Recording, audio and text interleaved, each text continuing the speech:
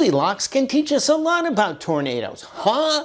Don't you mean that Dorothy and the Wizard of Oz? No, Goldilocks. You see, the atmospheric porridge has got to be just right in order for you to get a tornado. Hi, I'm meteorologist David Gilhousen, and I hope you find that thought comforting. Tornadoes aren't just a great big mystery, a surprise. They need certain prescribed conditions to line up just right. And even then, you don't see them some of the time because of one thing that kind of messes up our warnings. It's hard to measure. So let's get into it. Let's take a look at the conditions that we do know need to occur, how we can measure them, why they're important, as well as that one extra thing that's still messing us up. To get a substantial tornado, say one that does more than shingle damage, you need a thunderstorm, but not just any thunderstorm. You need one with explosive growth, a slanted updraft in an environment of wind shear that causes rotation to concentrate. Now notice what I didn't say. I didn't say that you needed a front with a big temperature difference, because you can get tornadoes that are strong 100 miles or more away from a front. So there's some truth in that, but it turns out it's not a direct cause and it can be misleading. Other people say you need flatline, and that is a bunch of hooey. Well, why a thunderstorm? If you look at a tornado, it's apparent there's a whole lot of upward and downward motion going on.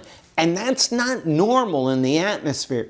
The atmosphere is normally very layered, very stable, and upward and downward motions take place at less than an inch a second, but not in a thunderstorm, which can have strong updrafts and downdrafts. And that's important because it brings all that high energy velocity air high in the atmosphere down to the ground. Well, where do you find a thunderstorm? First thing you got to do is have moist air at the surface. That's pretty easy. Explosive growth. That's important because it can get the high-speed air of a jet stream aloft into a circulation that could become a tornado. Where do you see it? When the air is very buoyant. That means it's very cold aloft, warm at the surface, and it promotes these strong thunderstorm updrafts to make all of that happen. And you know what? We can predict that very well, sometimes several days ahead of time, and outline these large areas where you can get powerful thunderstorms with the threat of tornadoes. Slanted updrafts. Hey, they're important because without it, the cold air that forms because of the rain that is created and evaporates, it cools, and that cooling downdraft will fall directly into the updraft, killing the thunderstorm and any chance of a tornado. But when you slant the thunderstorm like this, you can keep updrafts and downdrafts going and have a long-lived thunderstorm that's got a chance to grow. Next, there's wind shear, which provides that rotation. Now, conventional wind shear is when you have directions that change with height. But you know, there's some other really complicated ways to get rotation. And if I were to try to illustrate them, I'd wind up looking like a human pretzel. Hey, maybe that's how the game of Twister was created in the first place.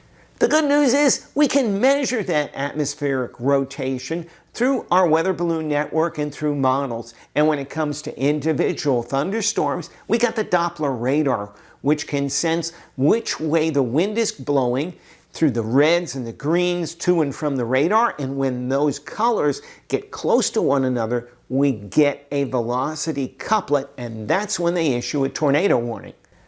The bad news is that only in 1 out of every 20 or 30 times does a tornado really touch down when they issue a warning because of those velocity couplets.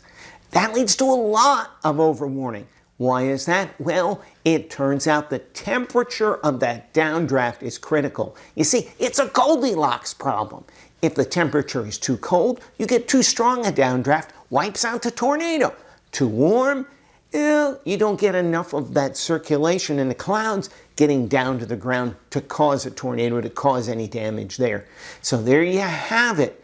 the Goldilocks problem. I hope that makes some sense to you and doesn't leave your head spinning as badly as a tornado.